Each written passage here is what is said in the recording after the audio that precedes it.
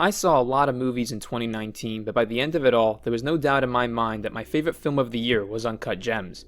This was a movie I had certainly been anticipating, but I had no idea how much I would actually love it. In fact, I enjoyed it so much, I went back and saw it a second time in theaters, and I never do that. There are a lot of reasons that I connected so well with this film, among them being the exciting, colorful writing and also how it put the spotlight on a certain, perhaps overlooked subculture of New York, that being the Diamond District, which I actually find super interesting. Ever since I've seen this movie, I've gone out of my way to walk down 47th Street almost every time I'm in Midtown. And I'm an NJB, nice Jewish boy, so I blend right in. It's me, I'm Howard Ratner, who wants to see my Uncut Gems. But that's what I want to talk about, really. Howard Ratner, the main character of Uncut Gems, and arguably the strongest reason this film is, in itself, a gem. I hope you liked that pun. It took me 3 drafts to think of it, please clap. Howard Ratner, played by the ever-wonderful Adam Sandler, is described as a charismatic jeweler, but personally I think that's kind of an oversimplification. See, Howard is, how do I say this nicely, he's a total sleazeball. He's sleazy, he's covered in sleaze, but he's also a pretty intense guy, finding himself in some pretty intense situations. He's trying to make the deal of a lifetime in the form of a precious black opal, the titular uncut gem, which he plans on auctioning off with his sights set on a massive profit. At the same time, he's being harassed by these goons, hired by his brother-in-law Arno, to whom Howard seemingly owes a lot of money to. And if that wasn't enough family drama for you, his marriage is crumbling because his wife wants to leave him, and his relationship with his girlfriend is also on the rocks. Throw in some complications where Howard lends the opal to NBA star Kevin Garnett, only not to get it back when they'd agreed, and Howard's plate is pretty full, a feast of stress and anxiety. And that's what this film is often described as, a non-stop anxiety trip.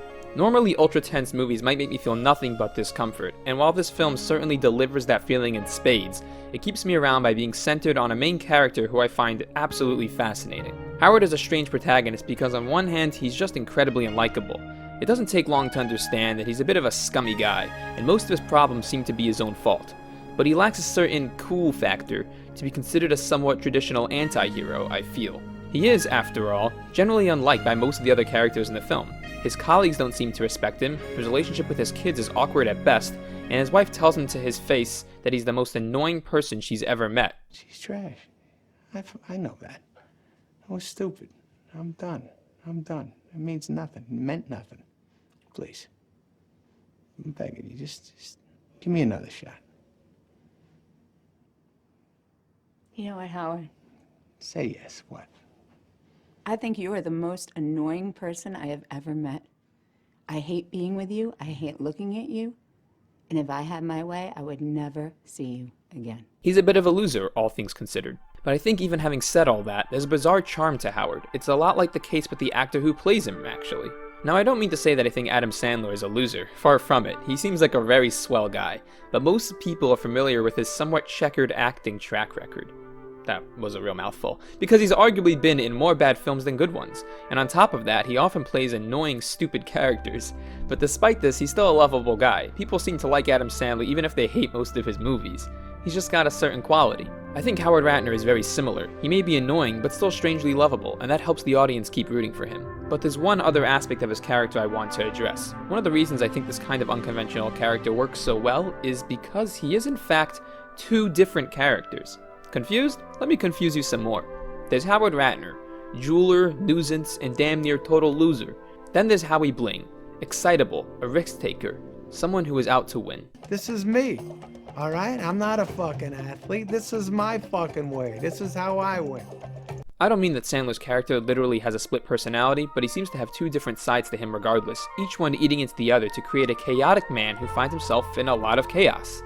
Howie Bling is a man in his element. He's a talkative salesman, a bubble of personality, and a gambler. His gambles, however, don't seem to pay off, and the consequences of Howie Bling's risky actions always fall on the weaker man, Howard Ratner. When we see Howard, he's usually in some sort of trouble or a position of vulnerability.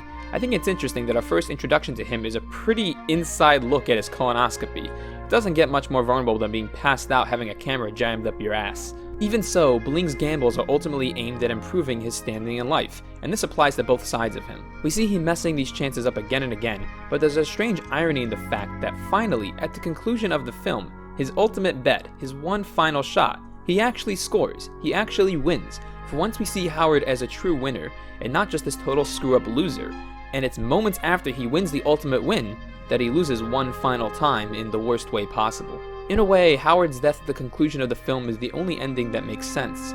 Yeah, it's a damn shame because, like I said, this loser is finally a winner, but he simply pushes his luck too far this time in order to get there. In the end, the camera slowly zooms in on the hole in Howard's face, and it's admittedly a sad shot in one last chaotic scene. His brother-in-law's goons turn on their boss, killing him as well, and we watch as they ransack Howard's showroom in a frenzy. The movie's eerily cosmic theme creeps in, and as the camera draws closer and closer into the open gun wound in Howard's face, we as the audience almost feel a strong sense of relief? It's sad to see Howard dead, but the chaos around him for once no longer involves him. He's out of the picture. Within the wound, we're shown visuals of space and expanses of what presumably are the cosmos, and we see one last glance into what Howard's world looks like now. His soul is returned, in a sense, to the great expanse of a chaotic world far bigger than he ever was or ever could be.